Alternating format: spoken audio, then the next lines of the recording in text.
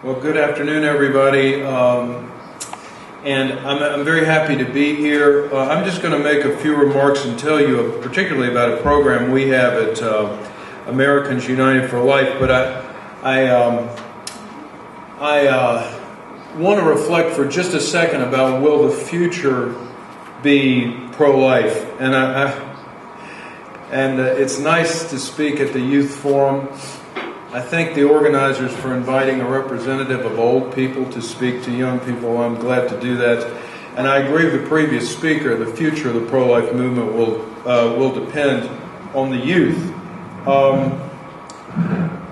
In the United States, I do want to say first that what Marcia said was extremely interesting. I'm not going to be talking about the effect of family formation. I'm going to reflect on a couple of other things, but I think her points are very, very, very important. But we're winning the intellectual argument in the United States, I think, on two grounds. First, we're winning on the argument about the fact that the unborn are human beings, and as we say at Americans United for Life, human rights for all human beings. And that argument has pretty much been made. Very few pro-abortion people deny the fact that the unborn are human beings. Now, I don't know what the argument's been like in Europe, but it used to be that pro-abortion people would deny that the unborn were human beings. They would say they were, cells or something, tissue, but not human beings. So that's the first point. The second point is the effect of abortion on women has been an important issue that's probably in the last 5, 6, 7 years has come to the forefront, and a very powerful issue.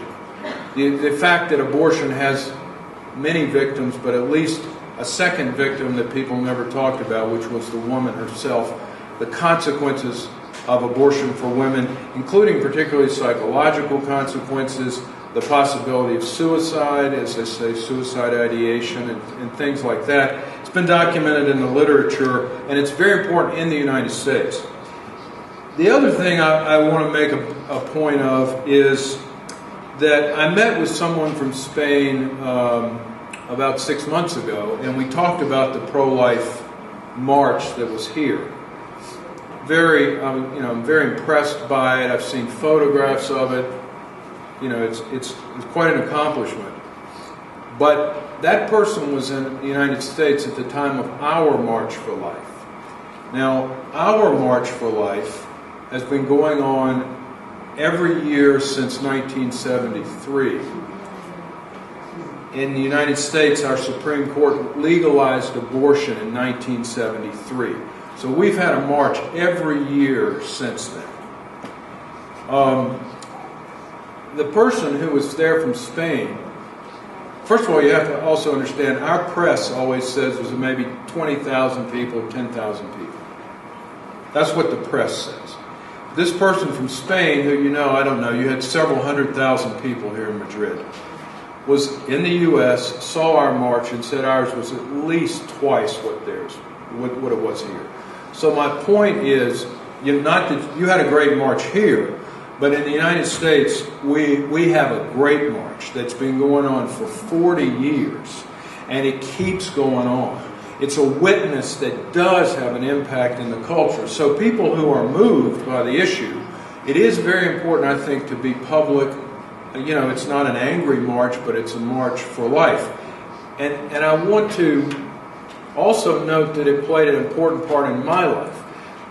Our goal, right, as the pro-life movement, is to convince other people that society should be pro-life, that the law should protect the unborn.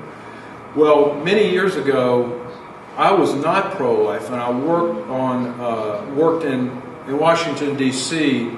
You walk up this street called Constitution Avenue, and it leads all the way up to the United States Supreme Court.